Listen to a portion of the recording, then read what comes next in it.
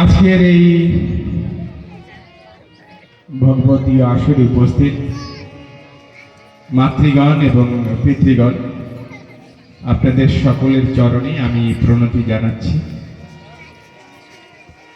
আমাদের শ্রদ্ধেয় রমণী বাবু যে কথাগুলো বললেন, সে কথার উপরে তো আর কথা হয় না। শুধু একটি কথা আমি সেখানে যুক্ত করতে চাই। তিনি বলেছেন যে উৎপলের মনোবাসনা যেন পূর্ণ হয়। আসলে আমার কোনো মনোবাসনা নাই, আমি এখানে উপলক্ষ মাত্র। এই গোপালগঞ্জ 2 আসনে আমি একটি উপলক্ষ তৈরি করেছি আপনাদের জন্য। আমি কোনো মনোবাসনা নিয়ে এখানে স্বতন্ত্র প্রার্থী হই নাই। আমি একথা ভেবেছি যে আমার সমাজ, আমার দেশ, দেশমাতৃকা, তারপরে বিপদ। প্রতিনিয়ত, প্রতিদিন, প্রতি রাত্রে দুঃসংবাদ শুনি। সেই দুঃসংবাদ শুনে আমাদের মন বিচলিত হয়ে ওঠে। কিছু কিছু ক্ষেত্রে আইনজীবী হিসাবে তার প্রতিকারও প্রার্থনা করি।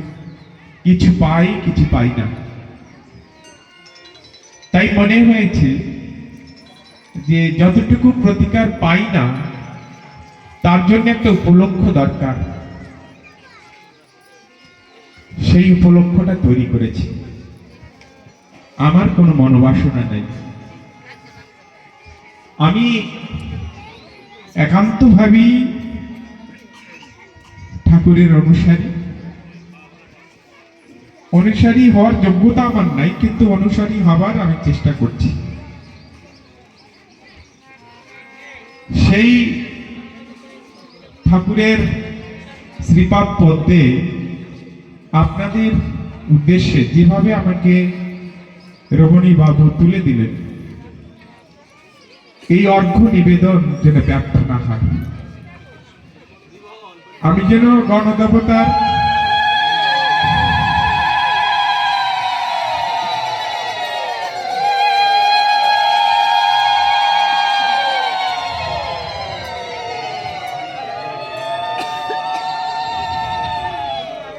আপনারা যখন দেবতার বেদিতে পুষ্প অর্ঘ্য নিবেদনের জন্য ফুল তুলতে যান, তখন বাগানের সেরা ফুল তুলে নিয়ে এসে সেখানে অর্ঘ্য নিবেদন করেন।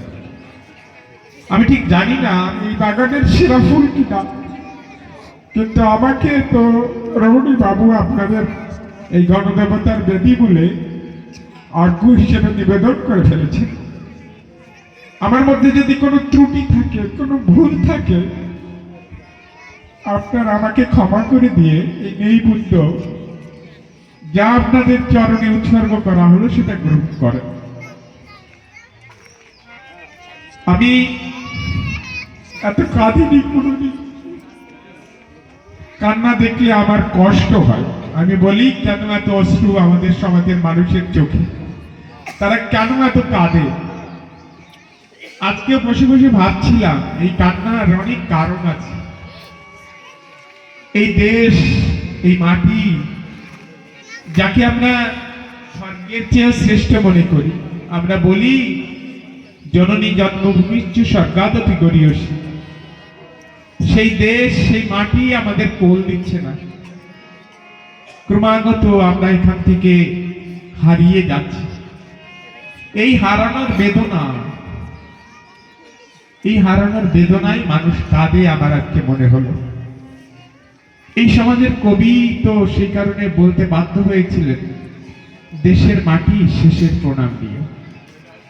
অন্য কোন সমাজের কবিতে এত করুণ ভাবে দেশকে প্রণাম করেনি, এই সমাজের কবি করেছেন। আমি কথা বাড়াবো না, এত সুন্দর সঙ্গীত পরিবেশিত হচ্ছে। আমি যার অনুসারী, সেই গুরুচাঁদ ঠাকুর বলেছেন, ধানের তুল্য ধন নাই, গানের তুল্য সাধন নাই। আজকে এখানে যে গান হচ্ছে, এর চাইতে বড় সাধন তো আর নাই পৃথিবীতে। ফলে সেই সাধন পদ্ধতিতে, সেই সাধনায় আমি বাদ ছাড়তে চাই না। এখানে আমি বসার পরে বলেছিলেন আমাকে কথা বলার জন্য, কিন্তু আমি বলেছি যে এই সঙ্গীতের মূর্ছনা এটাকে বাধা দেবেন না। এ অনেক অনেক অনেক অনেক সাধনার ধন। ফলে আমি যেমন বললাম, আমার কোনো চাওয়া পাওয়া নেই। আমি যা বলি অন্তত আপনাদের সন্তান হিসাবে আমাকে বিশ্বাস করবেন। আমাদের গ্রামের একটা মেয়ে এখানে আছে, ওটা আমি ছোটবেলার থেকে ওরা আমাকে দেখেছে। ওর বাবা আমার সাথে পড়তো, ওর বাবা মা দুজনকেই হারিয়েছেও। ওরা জানে কাকু যা বলে তাই করে, কাকু মিথ্যা কথা বলে না। কাকু যাকে ভালোবাসে তাকে ভালোই বাসে, তার মধ্যে কৃত্রিমতা থাকে না। আমি দাঁড়িয়েছি শুধু আপনাদের সাথে লিড হওয়ার জন্য। আমি অনেক কাজ করি, শিশুদের জন্য কাজ করি, এই সমাজের অধিকারের জন্য হাইকোর্টে দাঁড়িয়ে আবেদন করি, সেই আবেদন মঞ্জুর হয়। কিন্তু আমার তো নির্বাচনে দাঁড়ানোর কথা না, আমার সেই চরিত্র নাই।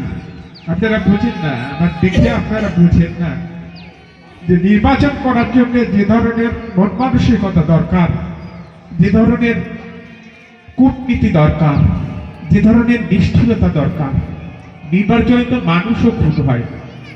আমি তো সেসব পারবো না।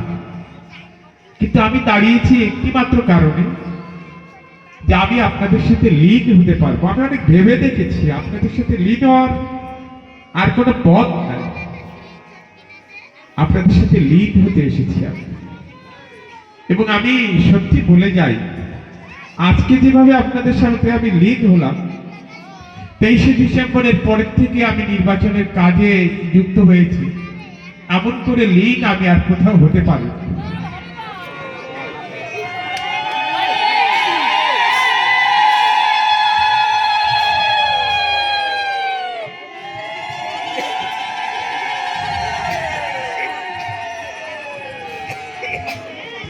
আমার যারা বাবারা আছেন, মায়েরা আছেন, তাদের কাছে আমার একটাই প্রার্থনা, যে ফুল দেবতার পায়ে নৈবেদ্য হিসাবে দেওয়া হলো, সে ফুল যেন সেখানেই থাকে।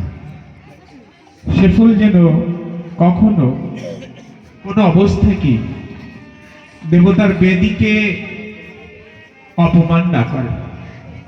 আমি আর একটা জিনিস বিশ্বাস করি, যে আপনারা হচ্ছেন গণদেবতা। গণদেবতা নামে একটা উপন্যাসও আছে, আমি পড়েছি, সেই উপন্যাসের মর্মার্থ আমি বুঝেছি। আপনারা হচ্ছেন গণদেবতা, আপনাদের বেদিমূলে আমাকে উৎসর্গ করা হলো।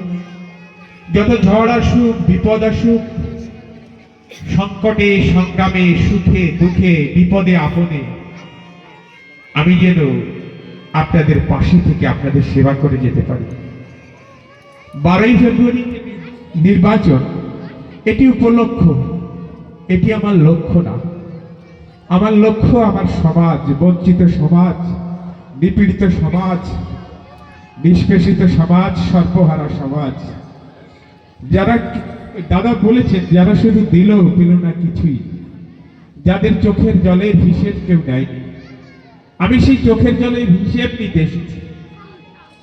অনেক সাহস করে সেই হিসাব আমি চাচ্ছি সকলের কাছে, রাষ্ট্রের কাছে, সরকারের কাছে, প্রশাসনের কাছে। অনেক অনেক সাহস করে চাচ্ছি, এবং অনেক সাহসের আরেকটি সাহস হচ্ছে এই নির্বাচনে দাঁড়ানো। বুক চিতিয়ে দাঁড়িয়েছি। স্বতন্ত্র প্রার্থী, ফুটবল প্রতীক, এটা আপনাদের প্রতীক। এ জয়লাভ করলে আমার যেমন লাগবে, আমাকে একটা কথা শিখিয়েছিলেন সুব্রত ঠাকুর, প্রতিটি মানুষের কাছ থেকে কিছু কিছু শেখার আছে, আমি বুঝি। তিনি বলেছিলেন যে আপনি যেদিন মান এবং অপমানকে সমানভাবে নিতে পারবেন, সেদিন আপনি মানুষের কাজ করতে পারবেন। অদ্ভুত একটা কথা বলেছেন তিনি। হয়তো সে কোথার থেকে এই কথাটা পেয়েছে আমি জানি না, কোন হৃদয়ের গভীরতম প্রদেশ থেকে এটা উচ্চারণ করেছে আমি জানি না। আমি মনে প্রাণে সেটা উপলব্ধি করি। ফলে আগামী নির্বাচনে ওই মান এবং অপমানের সাথে মিলিয়ে আমি বলতে চাই, জয় এবং পরাজয়কে আমি সমানভাবে নেব।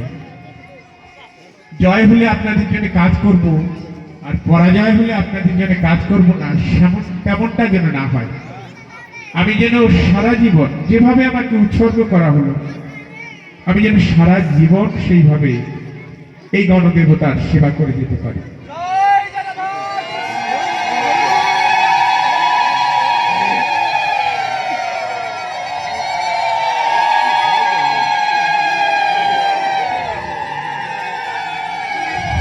আরেকটা মিনিটে আমি শেষ করে দেব।